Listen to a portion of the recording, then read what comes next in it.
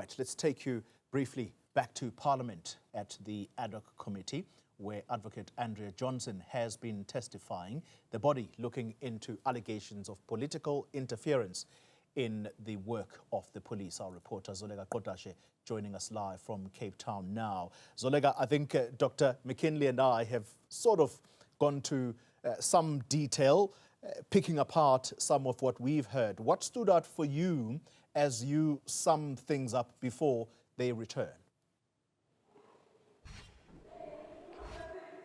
That's correct, Xoli. Good evening, and good evening to the viewers. Well, before we took a break, there were several questions that were being posed by lawmakers as they also seek clarity on some of the submissions that the head of IDAC, Advocate Andrea Johnson, has made in her evidence in chief. And you remember that essentially what is being sought from her is to essentially speak about the allegations that have been made by Qodashe, but that have also been corroborated by other senior members within the SAPS. We have Fani Masemola as well, the National Police Commissioner, that has also said that there was a target on Khumalo's back, who was arrested in June of this year over what has been alleged to be irregular appointments within crime intelligence.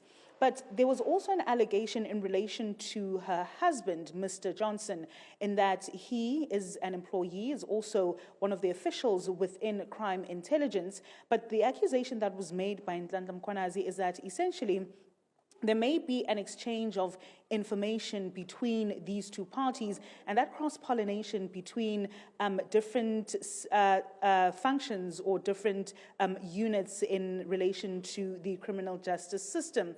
And so you have the crime intelligence where Mr. Johnson is employed, and then you have IDAC, the Investigating Directorate Against Corruption, where Advocate Andrea Johnson is also employed. And so what MPs have been trying to establish also is whether there's any engagement in relation to sensitive information between these two parties as well that may also have an impact on the manner in which investigations are conducted.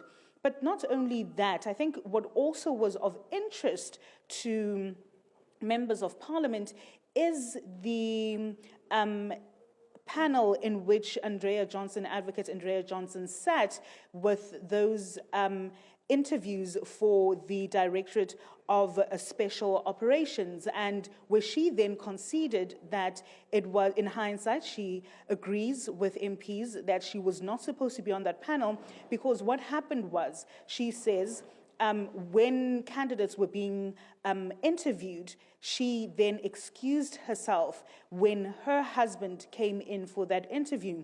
But MPs were asking the question why she didn't recuse herself from the process in its entirety. Let's just listen to that interaction between the ANC's MP, Thokozile Sokangile, as well as Advocate Andrea Johnson. When the list of shortlisted candidates was then presented to the panel, he was one of the persons that was shortlisted. So you were part of the panel that was shortlisted? The other candidates, absolutely. How did you know that your husband was going to be shortlisted? Then you didn't become part of it. I was not aware that he'd become shortlisted, because what we did is I did the shortlisting. I was aware that he had applied for the position. I did not adjudicate over his CV and his capabilities and whether or not he was suitable. Now, Xoli, the reason why Mr. Johnson is particularly of interest in this matter is because it's alleged that he does not have the greatest of relationships with Qodashe from the province of KwaZulu-Natal, but also that essentially he, or rather IDAC, in effecting that arrest, and that lead investigator or senior investigator in that matter is Brian Padiachi, who also assisted or led the operation for the arrest that was effected against Dumisani Khumalo in June this year. And so the reason why all of this is interesting is because essentially it seems, well, the allegations that have been put forward is that there is a targeted attack on Khumalo because of those reforms that he seeks to establish or push for in crime intelligence. And so that is what we've been hearing as well, but also MPs interested in what exactly makes this particular alleged irregular appointment different to any other. The EFF's Julius Malema actually asked what the difference is or where the line is to be drawn between a labor matter as well as a criminal one. Let's just take a listen to that interaction between the pair. Irregular and crime, when does one become the other? Because if we're to follow what you did, we're going to lock up a lot of people who interfere with appointment of people. I'll tell you, for instance, now, in Johannesburg municipality, a CM was supposed to be appointed. He passes an interview. No, he first gets it shortlisted. He passes an interview. He passes the test that they go through after the interview, competency, whatever test. And political leaders who are outside government go and sit down and say, no, don't appoint this person.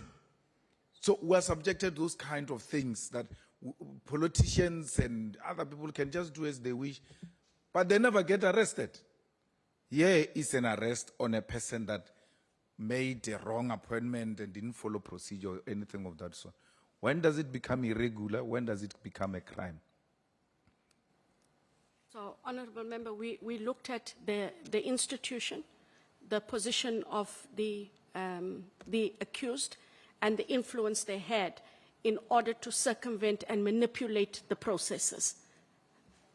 It was different because this is an environment that is charged with upholding, which is part of law enforcement. And there was an active gratification to a person who should never have gotten the job, and they manipulated the processes as we've set out on pages 7 to 9 of the charge sheet. Zoleka Qodashe, thank you very much for crystallizing some of what we have heard there. Julius Malema making the point further, in fact, during their interaction, that if you are going to pursue someone for an irregular appointment when your mandate is really to go after serious corruption, and he asks the Zondo Commission, how many of the people that have been implicated there, and therefore findings of that commission recommending criminal prosecutions. What can you tell us? What's your story? Well, you would have to look back at what the response was. Okay.